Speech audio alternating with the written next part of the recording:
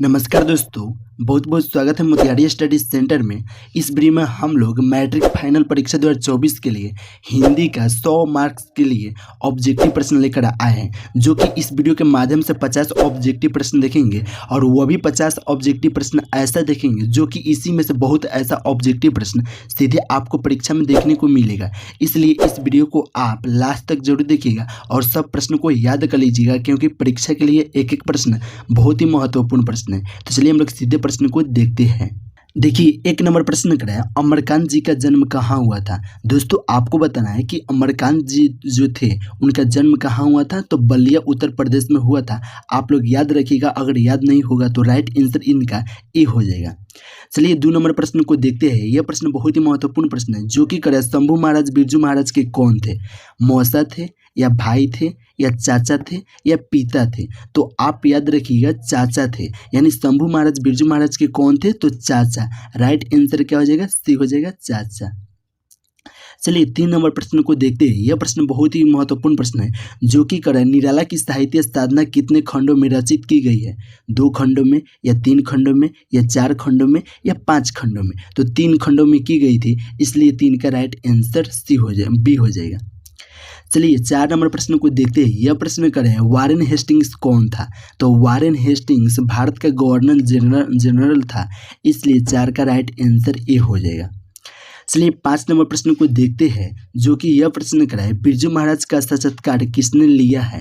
यानी कि बिरजू महाराज का साक्षात्कार जो लिए थे वह किए थे, तो रश्मि वाजपेयी थे, इसलिए 5 का राइट आंसर ए हो जाएगा, रश्मि वाजपेयी।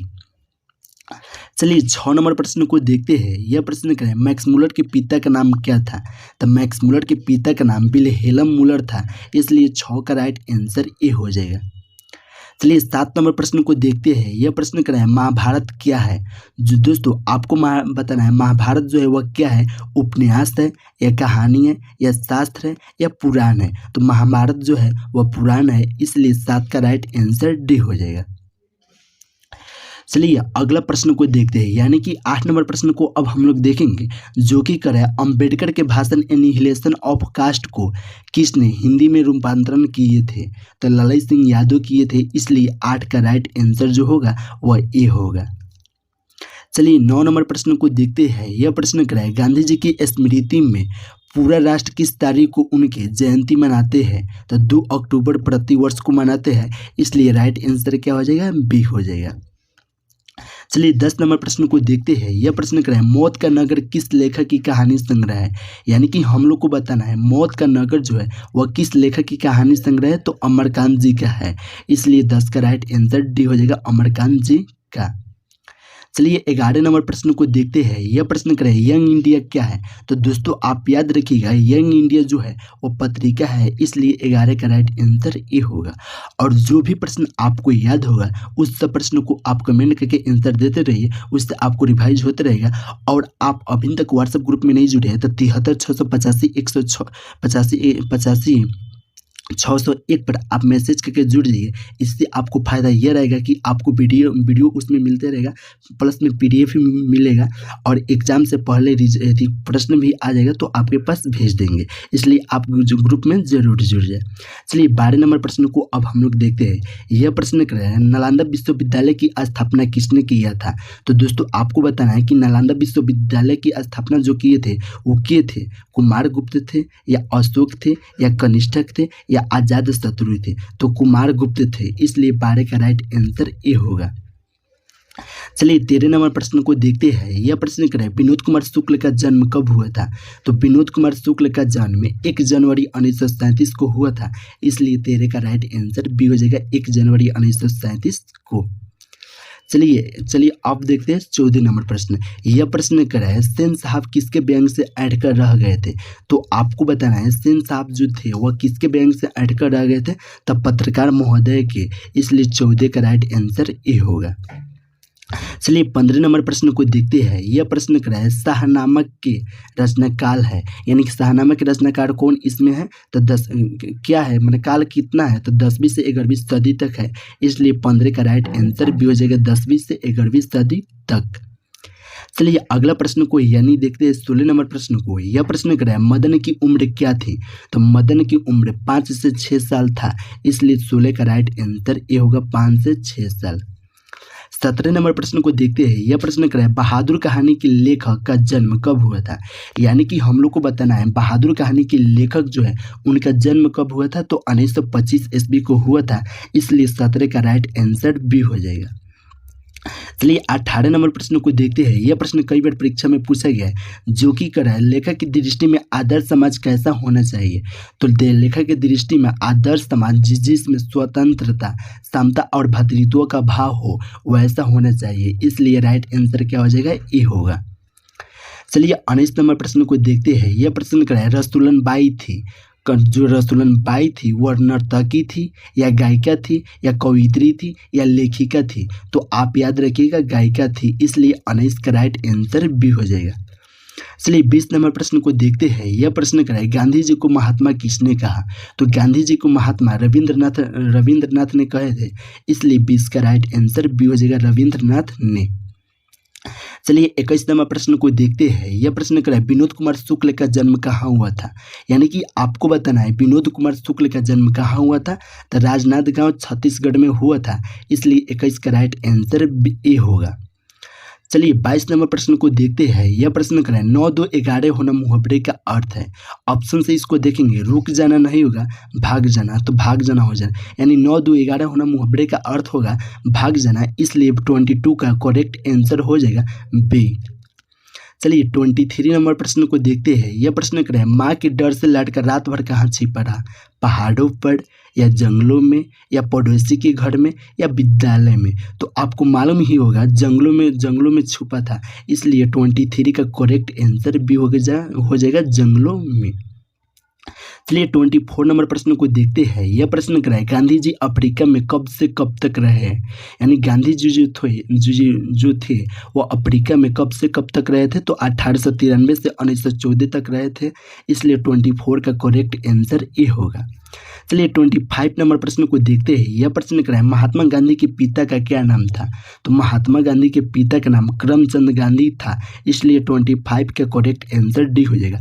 दोस्तों आपकी परीक्षा के लिए यह सब एक एक प्रश्न जो है ना वो बहुत ही महत्वपूर्ण प्रश्न है, इसलिए इस सब प्रश्न को आप बहुत अच्छा से याद कर लीजिए और जो प्रश्न आपको याद होगा उस सबको कमेंट करते रहिए। चलिए 26 नंबर प्रश्न को देखते हैं। यह प्रश्न आपको मालूम होगा तो आप कमेंट करके जरूर बताइए। यह प्रश्न कर रहा है प्रेमचंद और उनका युग किसकी रचना है? यानी कि आपसे पूछ रहा है कि प्रेमचंद और उनका युग किसकी रचना है? तो डॉक्टर रामविलास शर्मा की है, इसलिए 26 का करेक्ट आंसर बी हो जाएगा। चलिए 27 नंबर प्रश्न को देखते हैं। यह प्रश्न कर रहा है फ्रांस का प्रमुख कला केंद्र कौन है? यानी कि फ्रांस का प्रमुख कला केंद्र कौन है? तो अभिनयो है, इसलिए 27 का करेक्ट आंसर बी होगा। चलिए 28 नंबर प्रश्न को देखते हैं। यह प्रश्न कर रहा है पंडित बिरजू महाराज का जन्म कब हुआ था? यानी कि हम लोग को बताना है कि पंडित बिरजू महाराज का जन्म कब हुआ था। तो 4 फरवरी 1938 में हुआ था, इसलिए 28 का करेक्ट आंसर बी होगा। चलिए 29 नंबर प्रश्न को देखते हैं। यह प्रश्न कर रहा है मोहरा क्या है? यानी मोहरा जो है वह इमारत है या जंगल है या पर्वत है या नदी है? तो आप याद रखिएगा मोहरा जो है वह नदी है, इसलिए 29 का करेक्ट आंसर डी होगा। चलिए 30 नंबर प्रश्न को देखते हैं। यह प्रश्न कर रहा है निर्मला कौन थी? तो दोस्तों आप याद रखिएगा निर्मला जो थी वह कहानीकार की पत्नी थी, इसलिए 30 का करेक्ट आंसर सी हो जाएगा कहानीकार की पत्नी। चलिए 31 नंबर प्रश्न को देखते हैं। यह प्रश्न कर रहा है महात्मा गांधी का निधन कब हुआ था? तो महात्मा गांधी का निधन 30 जनवरी 1948 को हुआ था, इसलिए 31 का करेक्ट आंसर बी होगा।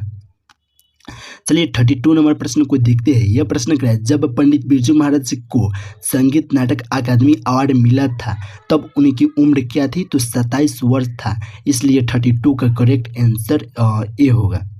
चलिए 33 नंबर प्रश्न को देखते हैं। यह प्रश्न कर रहा है नेपाली भाषा किस लिपि में लिखी जाती है? तो नेपाली जो भाषा है वह देवनागरी लिपि में लिखी जाती है, इसलिए 33 का करेक्ट आंसर डी हो जाएगा देवनागरी लिपि में। चलिए 34 नंबर प्रश्न को देखते हैं। यह प्रश्न क्या है, कंठ और केन उपनिषद का अनुवाद मैक्स मुलर ने किस भाषा में किए थे? ग्रीक में किए थे, या हिंदी में, या जर्मनी में, या लैटिन में? तो आप याद रखिएगा जर्मनी में किए थे, इसलिए 34 का करेक्ट आंसर सी होगा। चलिए 35 नंबर प्रश्न को देखते हैं। यह प्रश्न क्या है, नौबत खाने में इबादत है, यानी कि नौबत खाने में इबादत क्या है? तो व्यक्ति चित्र है, इसलिए 35 का करेक्ट आंसर डी होगा। चलिए 36 नंबर प्रश्न को देखते हैं। यह प्रश्न बहुत ही महत्वपूर्ण प्रश्न है, जो कि करे बिरजू महाराज का संबंध किस घराने से है? तो लखनऊ से है, इसलिए 36 का करेक्ट आंसर ए होगा। चलिए 37 नंबर प्रश्न को देखते हैं। यह प्रश्न क्या है, गिरधर लाल कौन थे? यानी गिरधर लाल जो थे वह के थे? तो मदन का पिताजी थे, इसलिए 37 का करेक्ट आंसर बी होगा। चलिए 38 नंबर प्रश्न को देखते हैं। यह प्रश्न क्या है, जब दिल्ली में हिंदू मुस्लिम दंगे होने लगे तो डर के मारे बिरजू महाराज और उनकी अम्मा कहाँ गए थे? तो लखनऊ गए थे, इसलिए 38 का करेक्ट आंसर ए होगा। चलिए 39 नंबर प्रश्न को देखते हैं। यह प्रश्न क्या है, मदन किसका पुत्र था? तो मदन जो था वह गिरधर लाल का पुत्र था, इसलिए 39 का करेक्ट आंसर भी होगा।